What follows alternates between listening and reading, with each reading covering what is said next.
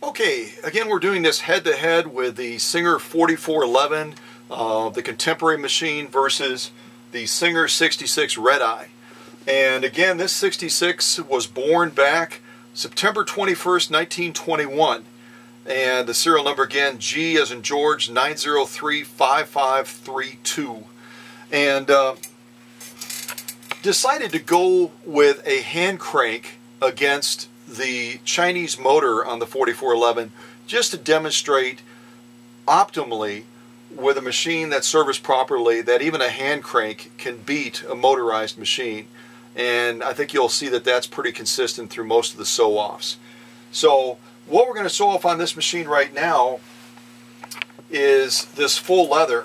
And if the camera kind of zooms in, again, just to explain to viewers, this red line, you can ignore that. That's 138 weight thread that I sewed off with a Singer 1591. This sew off right here, this line, is from that 4411. So I'm going to go ahead and put this underneath the presser foot. We'll sew off a line right next to this one so you can see the 4411 and the Singer 66 side by side as far as the stitch quality. And also I had to be a little bit playful. You saw maybe in the introductory video that I really was searching high and low for any evidence of metal within that 4411, and I couldn't do it really except for that balance wheel. I think it's pretty easy on this machine.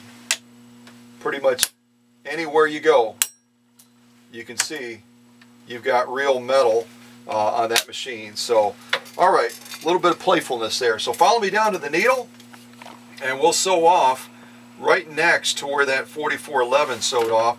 And the camera's going to try to move around a little bit just because we are hand cranking it. That way you can see the hand crank at work, and also the camera person will pan back to the needle as well.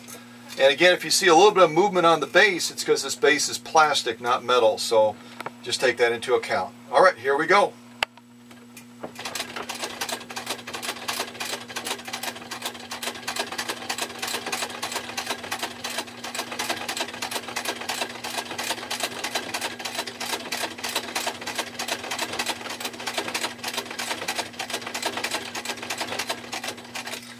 Alright, pretty quiet, huh?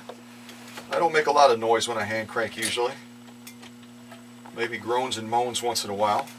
Alright, I'm going to go ahead and give that thread a clip. And you can compare for yourself. That inside thread again is the 4411. And this is the hand crank right here. I'm going to turn it from a couple of different angles so you can see it.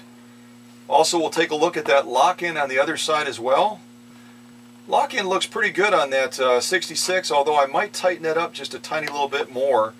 But you can imagine with the standard 0.6 amp motor, which would be 1/10 of an amp smaller than the 4411, how easily this machine mowed through this full leather. And you can look back at that video for the 4411. It kind of struggled a little bit. So full leather sew off with the 66. A thumbs up.